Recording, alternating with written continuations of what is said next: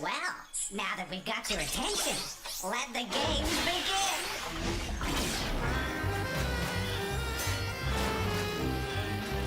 Game cartridges assembling. Greetings. Game loading. Mind your fingers.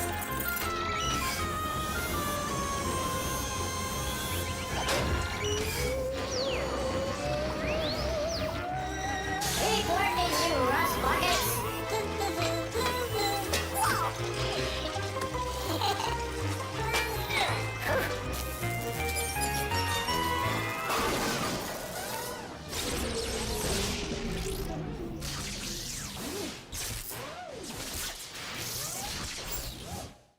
Uh-oh.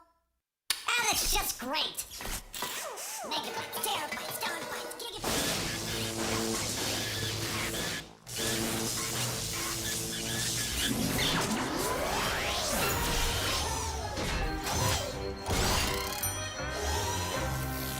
First game up, distraction news. And now, Distraction News with your anchor person, Dora Smarmy. Good evening. I'm Doris Marmy, and welcome to Distraction News, where we give you the news and then ask you 5 questions about what we've just reported. So make sure you're not distracted. This just in, volcanic eruptions. The word volcano comes from Vulcan, the name of the Roman god of fire and metalwork. The ancient Romans believed that the fire and smoke coming from the mountains were Vulcan's furnace. Before a volcano erupts, it grows. That's because prior to the eruption of a volcano, the magma, or molten rock, boils some 50 to 100 miles below the surface. Then it begins to rise slowly through the cracks and weak points in the Earth's surface. The ground under the magma grows from the force of the boiling rocks. As magma rises, it gives off gases. These gases cause explosions that blow holes in the top of the volcano. We call these holes vents or craters. When the magma reaches the surface, we call it lava. The lava goes through the craters and flows down the side of the volcano like a fiery river. Lava can get very hot, over 2,000 degrees Fahrenheit. Volcanoes also throw ash and rocks into the air. The larger rocks are called volcanic bombs. Uh-oh, better look out below. Volcanoes can be found all over the world. In 1980, one even erupted in Washington State, Mount St. Helens. Now let's see how well you were able to remember the facts. And be sure to count how many you get right. Before a volcano erupts, it does what? Loses its temper, shrinks, or grows. The answer is, it grows. As magma rises, it gives off what? A beautiful rainbow of colors, gases, or a shrill sound. The answer is gases. Exploding gases cause holes in the top of the volcano called what? Big holes, hot pits, or vents and craters. The answer is vents and craters. When the magma reaches the surface, we call it what? Ouch, ouch, hot, hot, hot. Lava or a rocky melt? The answer is lava. And finally, volcanoes can throw large rocks into the air. What are these rocks called? Crater makers, volcanic bombs, or, hey, wait a minute, that used to be my house. The answer is volcanic bombs. So, how did you score? Did I crush you? I hope not, because without you, I'm nothing. See you next time, and remember, don't let anything distract you from watching Distraction News. This has been Distraction News with your favorite cardboard cutout anchor person, Dora Smarmy.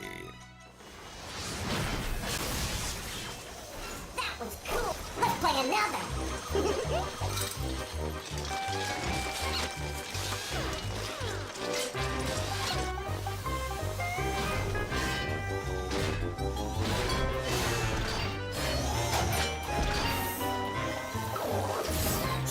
Ugh, revolting slob.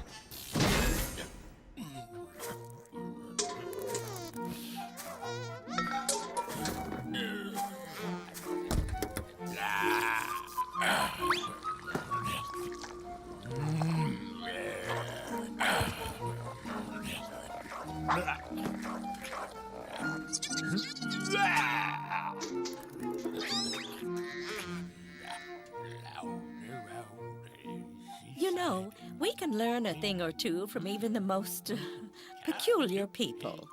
Observe. Hello, revolting... Hey. Oh, my goodness. The revolting slob has his hippie clothes on. Yeah. Perhaps that's how he used to dress in the 1960s. Peace, man. That phrase was certainly popular back then. I miss the groovy freak out. I'm sure you do. Jerry. Now, audience, the revolting slob is taking a little trip down memory lane. So he must be feeling very A, ornamental, B, sentimental, or C, continental. Flower power. The answer is B, sentimental, meaning that our revolting slob is thinking fondly about his past. Well, look at that. The revolting slob is holding up his old protest sign. Slobs have rights. Slobs have rights. That really is some radical talk, revolting slob.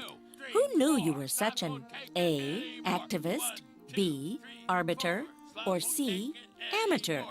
Slobs have The correct rights. answer is A, activist, which means someone who supports an issue. Oh, but now the revolting slob seems to have stopped his protest. Hunger strike. Excuse me? Going on a hunger strike. Oh, my goodness, what dedication. That certainly is very impressive. Bah! That was an incredibly brief hunger strike. You're eating like you haven't eaten in days. Audience, is the revolting slob A, rascally, B, ravenous, or C, raised? I guess some of us just aren't calorie counters. The correct answer is B, ravenous, which means very, very, very hungry. Next time, perhaps you should try a sit-in. Shall we review? When the revolting slob wears his old hippie outfit and rambles on using expressions from the past, he is being sentimental. Slobs have rights. Slobs have rights. Supporting your issue is called being an activist. More. And eating like a big pig means he's particularly ravenous. And that's all for today. Thank you, revolting slob. Oh, and by the way, raised means destroyed to the ground. No slobs were harmed in the filming of this show.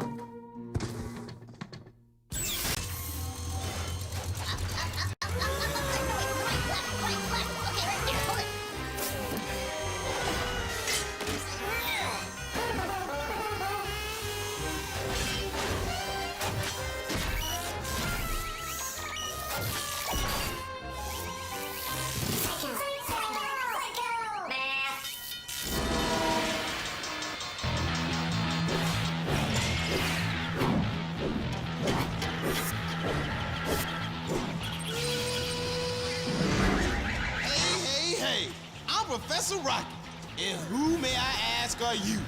Never mind, we don't have time for idle chit-chat, because it's time to play Psycho Math! Whoa, what's up with that? Okay, here's how Psycho Math works. I'll show you an equation, but instead of numbers, I will show you some pictures. Now listen up. You figure out what numbers the pictures stand for and solve the problem. It's as easy as pie, and even more delicious. Ready? Let's get with it. Okay, let's start with the number of the day that New Year's Eve falls on.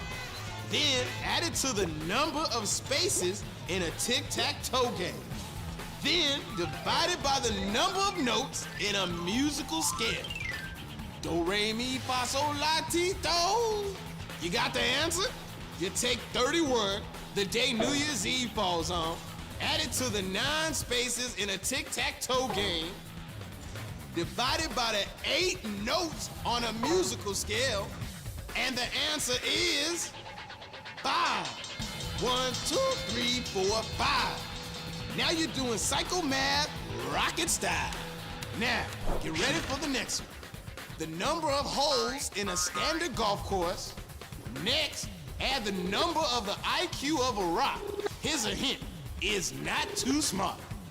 Then, take away the number of lives two cats have. How you doing? Did you figure it all out?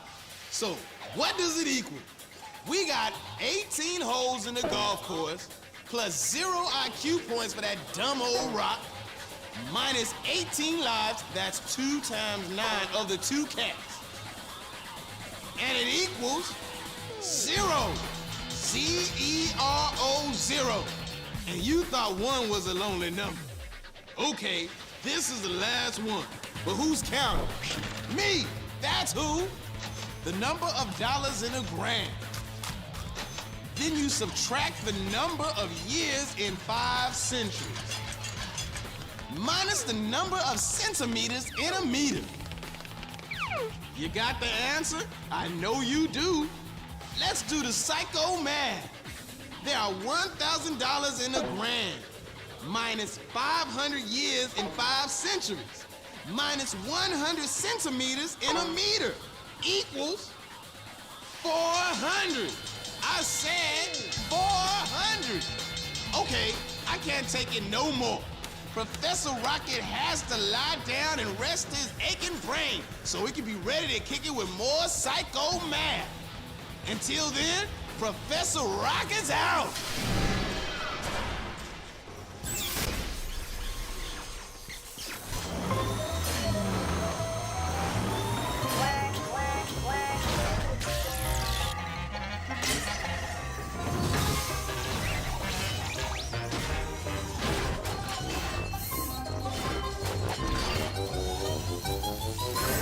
Hey, folks, this game is edible. Dally-hoo, kids! How's it going? Your old pal Eddie Bull here at the exciting Walla Walla Washington Zoo. This week we're going to... Eddie Bull, he's edible. He really is incredible. He's simply the best of the bunch. There's simply no disguising that he's so appetizing that we want him for our lunch.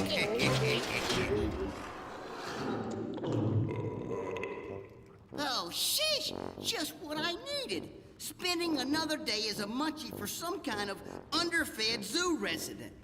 Whew, okay, you gotta help me out of here. Just let me know what kind of animal I'm inside of, and I'll do the rest. Whoa! Okay, everybody, here's your first clue. This animal can go months without eating. Well, obviously, this ain't one of those months. No. Second clue. It's native to Arctic regions, which means it's probably not a tropical fish. Whoops. Okay, here's the next one. They love seals, but unfortunately for the seals, what they love about them is their taste. Yikes!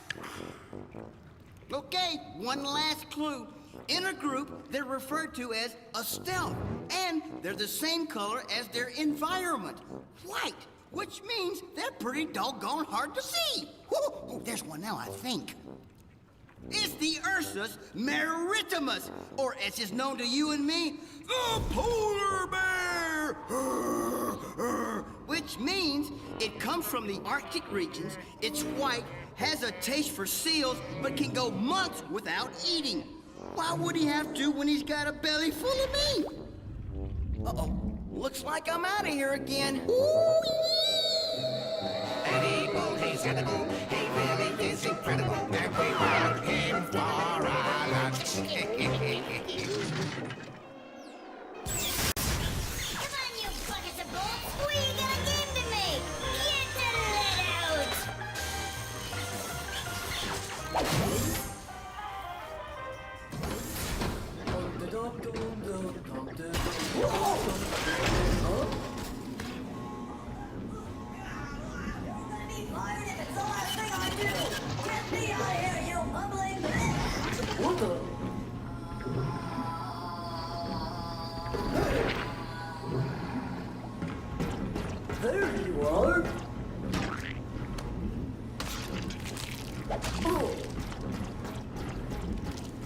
Take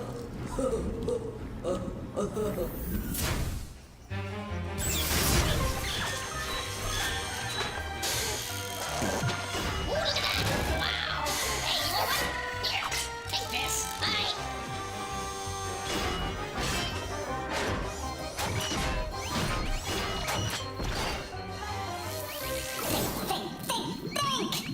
Tank! Ahoy, me land jamming friends! This here's Captain Bob with a different kind of cool running. I can't get back to my beautiful home in Jamaica cause I'm stuck in this tank. No worries, man. I got me Rasta sub and me dreads swinging to the music. Look at this. Can you help Captain Bob? He's jamming in his sub. Okay, here's the deal. Now I'm gonna show you 3 things. And you got to tell me what they all got in common. But you got to do it before the water runs out of my tank. Let's go, gang. We got to get jamming. Use your eyes, use your brain before his crews go down the drain. Like I said, we got 3 things. We got a football, a congressional bill, and a test. What do they all have in common?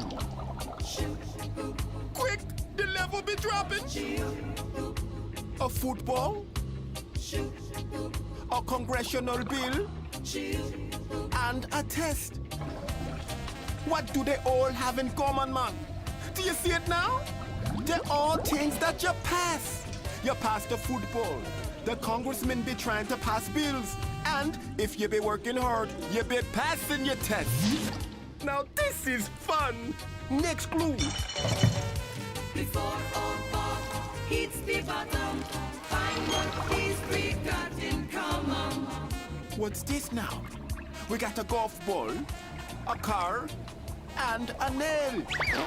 Can you figure out what ties them all together? Think hard. The water's already running away. Come on, people. You got a golf ball, a car, and a nail.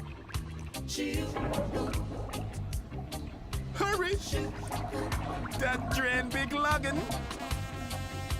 Time's up, man. They're all things that you drive.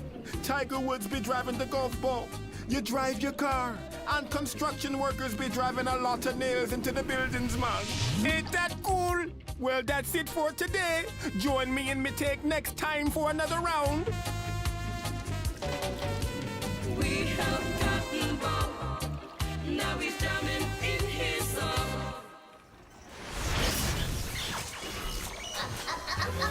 No, wait, left. Okay, right there, hold it.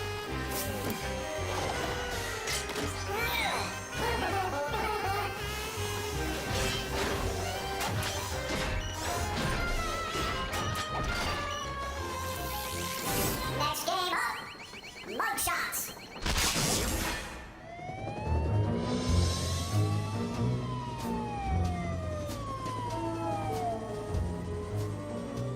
My name's Verity. I bust bad guys. You want to help? Come on in. We got 4 suspects pinned down. 3 of them are guilty. Listen to their stories and spot the mistakes. The ones that lie did the crime. Today, we're interviewing 4 out-of-work actors. Seems 3 of them were stealing scenes and murdering perfectly good material yesterday. Remember, only one of these guys is telling the truth. The other 3 are lying. First up, Montgomery Cleft, wannabe leading man. Verity, Verity, Verity.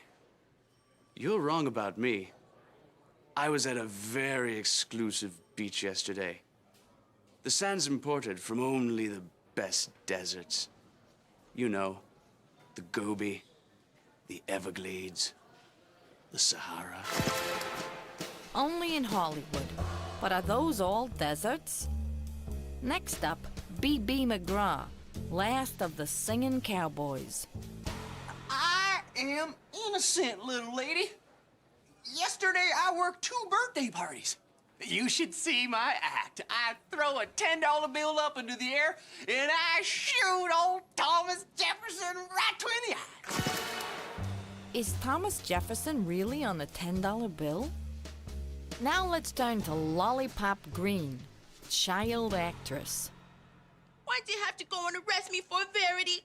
I'm much too cute to do anything wrong. I was giving a book report on the Wright brothers yesterday. You know, the first people to fly solo across the Atlantic. Sure, kid. But did the Wright brothers really fly across the Atlantic? Finally, there's Sir Percival St. John, old school British actor, with the emphasis on old. I'm innocent of these outlandish charges, Detective Verity.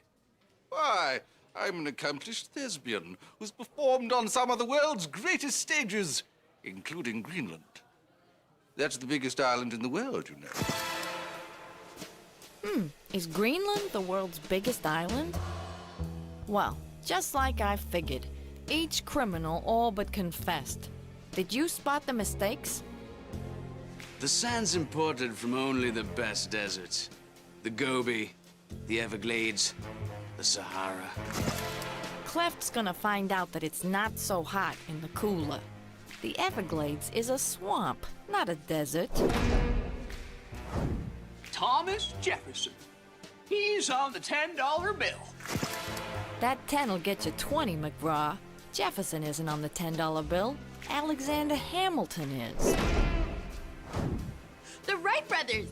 You know, the first people to fly solo across the Atlantic. That story doesn't fly. Even though they were the first to successfully fly an airplane, the Wright brothers never flew across the Atlantic. Greenland. That's the biggest island in the world, you know. He's right. Greenland really is the world's biggest island. But just because Sir Percival's innocent doesn't mean he's a good actor. I've seen him perform. The guy can't even act his age.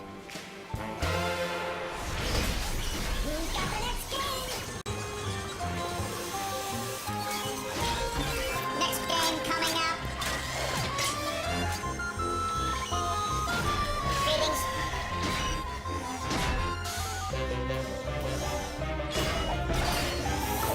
Next game on the way. Dirty Pictures.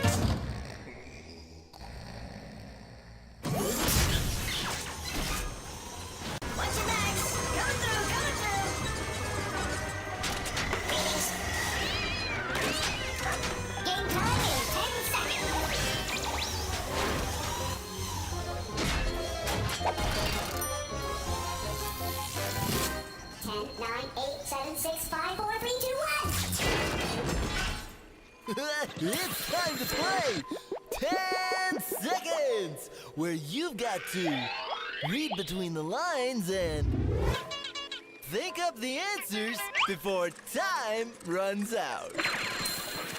So now you know how to play. You're on your own. You got 10 seconds.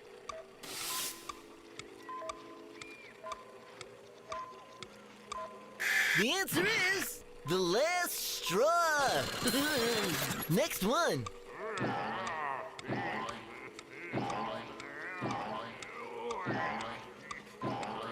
Oh my! The answer is hopping mad! What's next?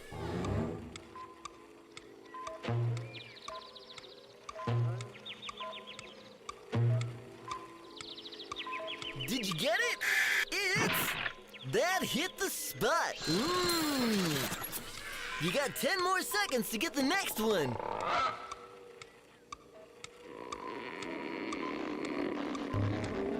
You won't get this one by a long shot. Hey! Oh, what's this?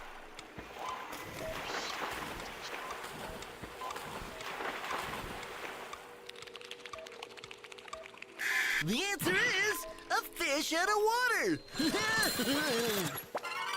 Well, that's it for now. So keep your feet on the ground and your head in the clouds. Until it's once more time to play, 10 seconds!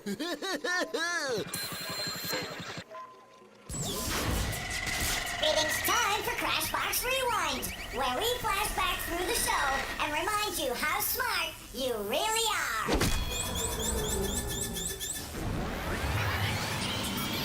We got a football, a congressional bill, and a test. Do you see it now? They're all things that you pass. You pass the football. The congressmen be trying to pass bills. And if you be working hard, you be passing your test. A polar bear!